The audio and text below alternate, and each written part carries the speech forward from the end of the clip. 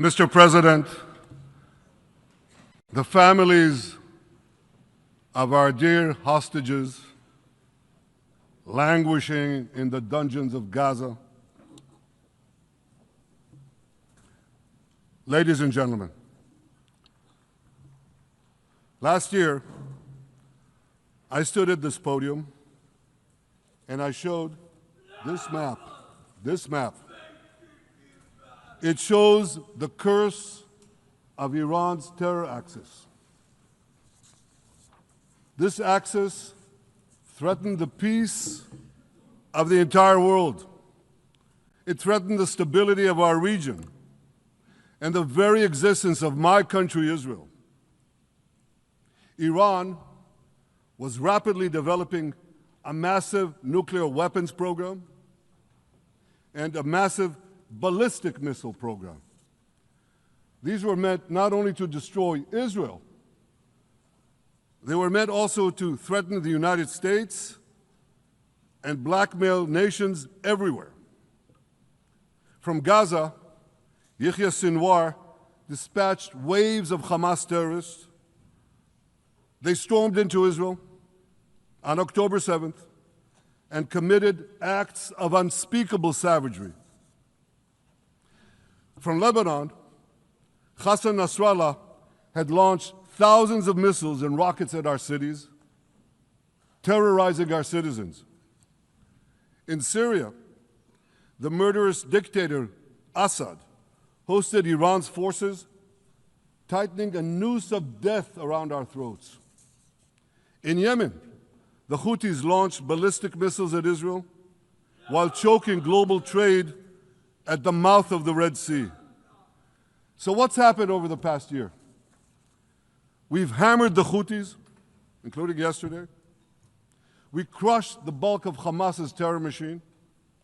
We crippled Hezbollah, taking out most of its leaders and much of its weapons arsenal. You remember those beepers, the pagers? We paged Hezbollah, and believe me, they got the message. And thousands of terrorists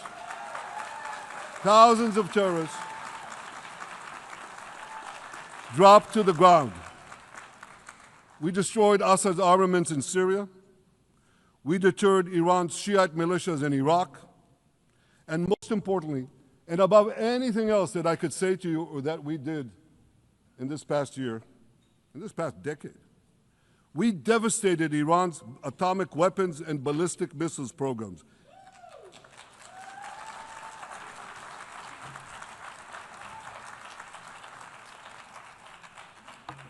So here's where things stand today. Half the Houthi leadership in Yemen, gone. Yahya Sinwar in Gaza, gone. Hassan Nasrallah in Lebanon, gone. The Assad regime in Syria, gone. Those militias in Iraq, well, they're still deterred. And their leaders, if they attack Israel, will also be gone. And for Iran's top military commanders and its top atomic bomb scientists, well, they're gone too.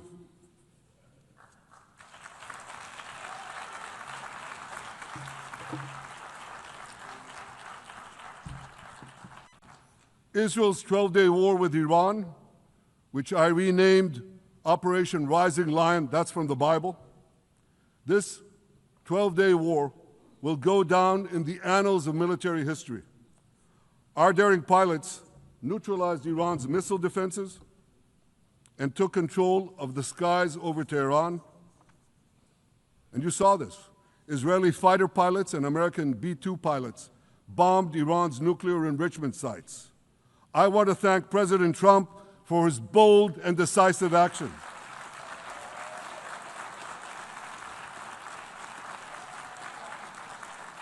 President Trump and I promised to prevent Iran from developing nuclear weapons, and we delivered on that promise.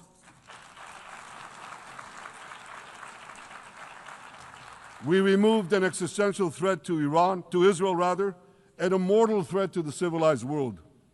We lifted a dark cloud that could have claimed millions and millions of lives. But, ladies and gentlemen, we must remain vigilant. We must remain absolutely clear-minded and vigilant. We must not allow Iran to rebuild its military nuclear capacities. Iran's stockpiles of enriched uranium, these stockpiles must be eliminated. And tomorrow, UN Security Council sanctions on Iran must be snapped back.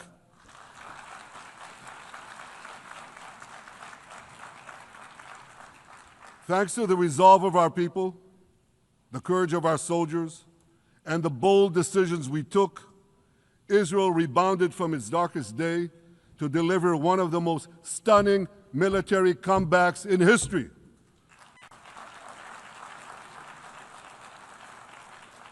But we're not done yet. The final remnants of Hamas are holed up in Gaza City. They vow to repeat the atrocities of October 7th again and again and again, no matter how diminished their forces. That is why Israel must finish the job. That is why we want to do so as fast as possible.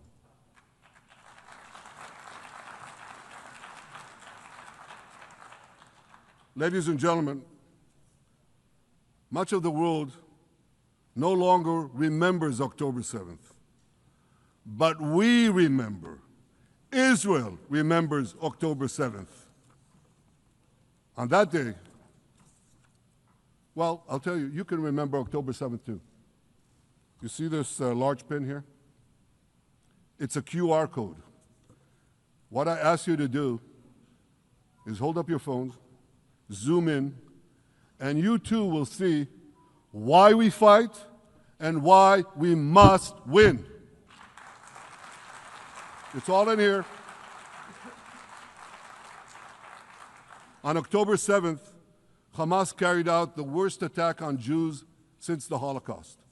They slaughtered 1,200 innocent people, including over 40 Americans and foreign nationals from dozens of countries represented here. They beheaded men. They raped women. They burnt babies alive. They burnt babies alive in front of their parents. What monsters. And these monsters took more than 250 people hostage. And those included Holocaust survivors, grandmothers and their grandchildren. Who takes hostage grandmothers and grandchildren? Hamas does. So far, we've brought home 207 of these hostages, but 48 still remain in the dungeons of Gaza. 20 of them are alive, starved, tortured, deprived of any daylight, deprived of humanity. These are the names of the 20 living hostages. Matan Angrest, Gali and Zerv Berman, brothers, Elkanah Buchbot, Rom Braslavsky, Nimrod Cohen, Ariel and David Cunyo, another pair of brothers, Guy Gilboa Dalal, Eviatar David. You saw the picture of Eviatar David, emaciated, forced to dig his own grave. Maxim Herkin, Eitan Horn, Segev Kalfon, Bar Kupperstein, Omri Meran, Eitan Moore, Yosef Chaim Ochana, Alon Ohel, Avinatam Or, and Matan Tsengarker. Now, ladies and gentlemen, I want to do something I've never done before. I want to speak from this forum directly to those hostages through loudspeakers. I've surrounded Gaza with massive loudspeakers connected to this microphone in the hope that our dear hostages will hear my message. And I'll say it first in Hebrew and then in English. Achenu hagiburim, מדבר ראש הממשלה בנימין נתניהו. אני פונה עליכם מעל בימת האו"ם. לא שכחנו אתכם, אפילו לא לשנייה.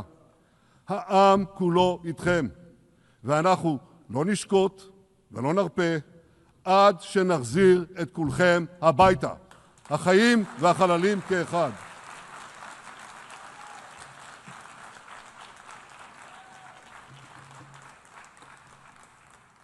Our brave heroes. This is Prime Minister Netanyahu speaking to you live from the United Nations. We have not forgotten you, not even for a second. The people of Israel are with you.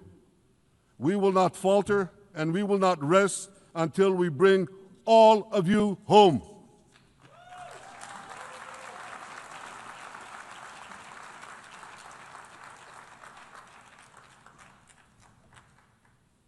Ladies and gentlemen, thanks to special efforts by Israeli intelligence, my words are now also being carried. They're streamed live to the cell phones of Gazans. So to the remaining Hamas leaders and to the jailers of our hostages, I now say, lay down your arms. Let my people go. Free the hostages, all of them, the whole 48. Free the hostages now.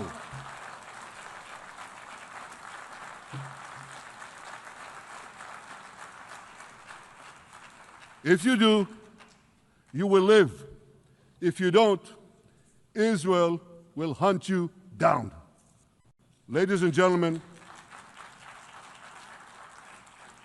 if Hamas agrees to our demands, the war could end right now. Gaza would be demilitarized, Israel would retain overriding security control, and a peaceful civilian authority would be established by Gazans and others committed to peace with Israel. And of course, you understand that the war in Gaza has affected every Israeli. But I'm sure there are people in New York or in London or in Melbourne and elsewhere who are probably thinking, what does all of this have to do with me? And the answer is everything. Because our enemies are your enemies. So let's do something else. So first at the UN, let's do a pop quiz. And raise your hand if you know the answer. Here's the first question. Who shouts death to America? Is it A, Iran, B, Hamas, C, Hezbollah, D, the Houthis, or E, all of the above? All of the above. Correct, all of the above. Second question. Who has murdered Americans and Europeans in cold blood? Is it A, Al-Qaeda, B, Hamas, C, Hezbollah, D, Iran, or E, all of the above? All of the above. Correct. Again. So here's the point I wanted to make. Our enemies hate all of us with equal venom. They want to drag the modern world back to the past, to a dark age of violence, fanaticism, and terror. I think many of you are already feeling in your own societies the radical Islamist surge. You know, I'm sure you do, you know deep down that Israel is fighting your fight. So I want to tell you a secret. Behind closed doors, many of the leaders who publicly condemn us privately thank us. They tell me how much they value Israel's superb intelligence services that have prevented time and again terrorist attacks in their capitals, time and again saving countless lives.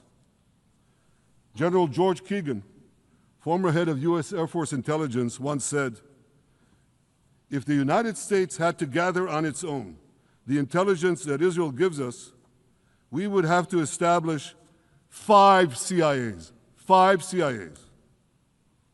This past June, when Israel struck Iran's nuclear facilities, German Chancellor Merz admitted the truth. He said, Israel is doing the dirty work for all of us. President Trump understands better than any other leader that Israel and America face a common threat.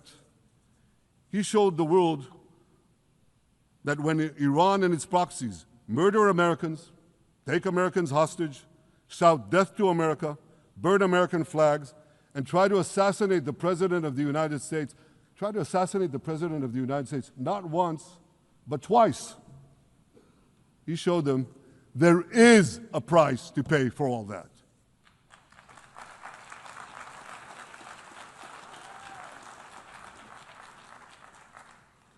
But regrettably, many leaders who are represented in this hall, they send a very different message. Sure, in the days immediately following October 7th, many of them supported Israel. But that support quickly evaporated when Israel did what any self-respecting nation would do in the wake of such a savage attack. We fought back. Now just imagine, just sit back for a second and imagine an attack against America proportioned to the attack against Israel on October 7th. Imagine a regime, a terror regime, dispatching thousands of terrorists to invade the United States. They massacre 40,000 Americans. They take 10,000 Americans hostage. What do you think America would do? You think America would leave that regime standing? You don't think that. No way, not a chance. The United States would wipe out that terror regime and ensure that such savagery would never threaten America again. This is precisely what Israel is doing in Gaza. We're wiping out the terror regime of Hamas and ensuring that this savagery will never threaten Israel again. That's what we are doing. That's what any self-respecting government would do.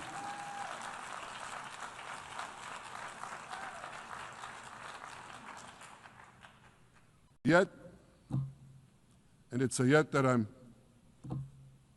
sorry to say here, yet over time, many world leaders buckled.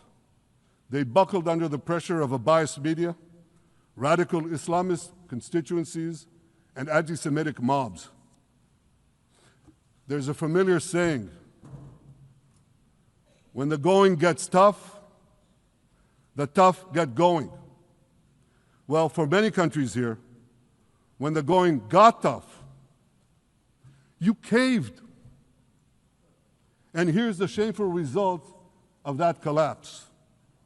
For much of the past 2 years, Israel has had to fight a seven-front war against barbarism with many of your nations opposing us. Astoundingly, as we fight the terrorists who murdered many of your citizens, you are fighting us.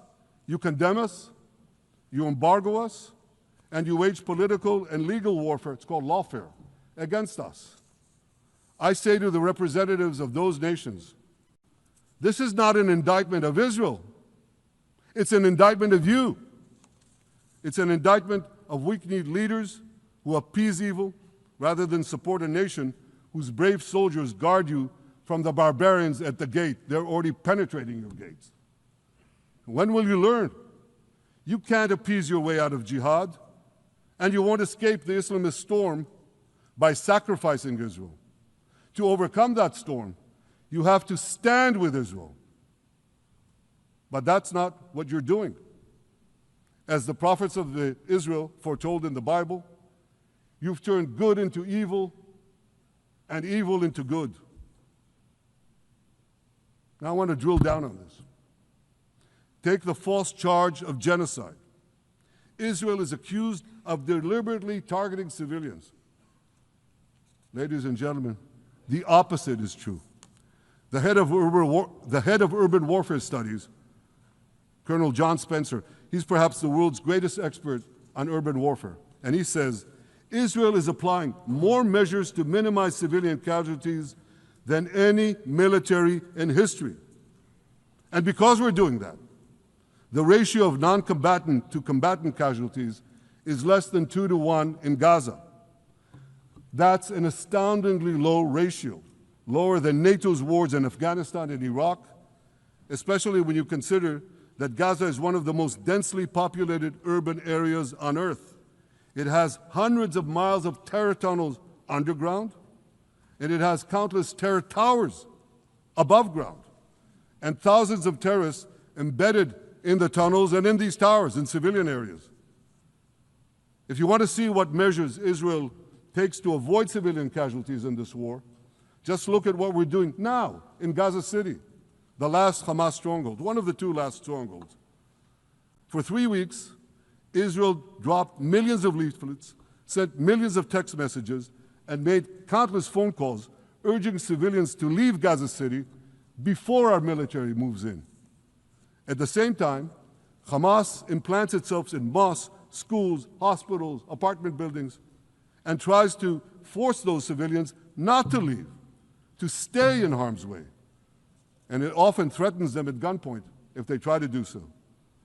For Israel, every civilian casualty is a tragedy. For Hamas, it's a strategy. Hamas uses civilians as human shields and as props in its sick propaganda war in Israel, against Israel, a propaganda war that the Western media buys hook, line, and sinker.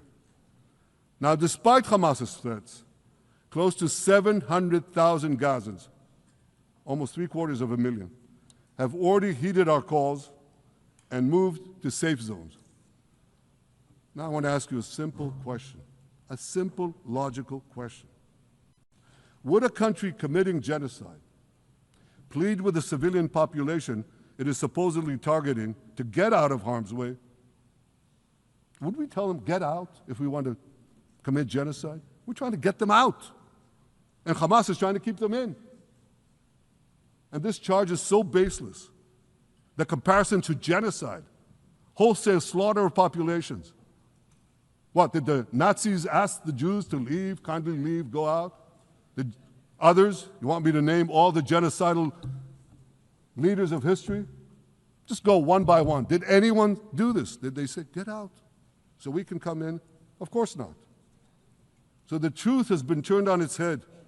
Hamas, a genocidal terrorist organization whose charter calls for the murder of all Jews on the planet. This genocidal organization is given a pass. It's barely mentioned. While Israel, which does everything it can to get civilians out of harm's way, Israel is put in the dock. What a joke. You want to hear another one? Israel is accused of deliberately starving the people of Gaza when Israel is deliberately feeding the people of Gaza. Since the beginning of the war, Israel has let into Gaza more than 2 million tons of food and aid. That's 1 ton of aid for every man, woman, and child in Gaza. Nearly 3,000 calories per person per day. Some starvation policy. If there are Gazans who don't have enough food, it's because Hamas is stealing it. Hamas steals it, hoards it, and sells it at exorbitant prices to fight its war machine. Last month, even the UN, not exactly a supporter of Israel. You're supposed to laugh, by the way. Last month, even the UN admitted that Hamas and other armed groups looted 85% of the trucks. That's why you have deprivation. Those who peddled the blood libels of genocide and starvation against Israel are no better than those who peddled blood libels against the Jews in the Middle Ages when they falsely accused us of poisoning wells, spreading plague, and using the blood of children to bake Passover matzahs. Anti-Semitism dies hard. In fact, it doesn't die at all. It just keeps coming back with its libelous lies, refurbished, regurgitated over and over again. And I want to tell you something else. These anti-Semitic lies, they have consequences. In recent months, Jews have been assaulted in Canada, Austria, or rather Australia, Britain, France, the Netherlands, and elsewhere. Here in America, an elderly Holocaust survivor was burned to death in Colorado. And a beautiful young couple from the Israeli embassy in Washington was brutally gunned down right in front of the Holocaust Museum there.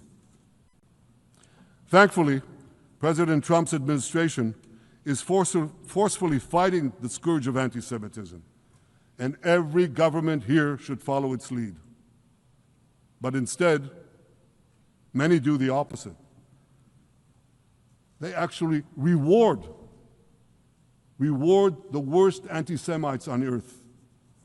This week, the leaders of France, Britain, Australia, Canada, and other countries unconditionally recognized a Palestinian state. They did so after the horrors committed by Hamas on October 7th.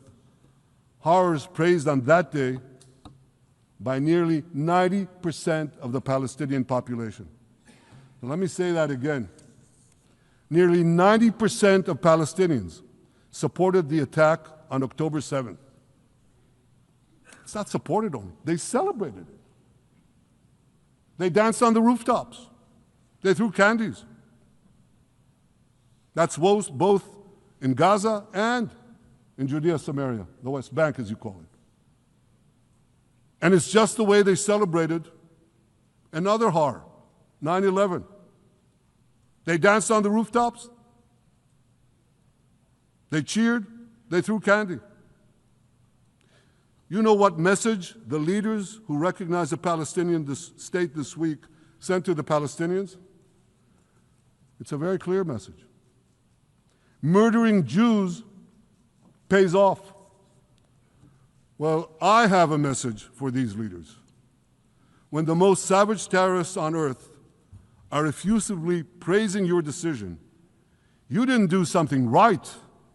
You did something wrong, horribly wrong. Your disgraceful decision will encourage terrorism against Jews and against innocent people everywhere. It will be a mark of shame on all of you. But wait a minute, Mr. Prime Minister, they tell me. Wait a minute. We believe in a two-state solution where the Jewish state of Israel will live side by side in peace with the Palestinian state. There's only one problem with that.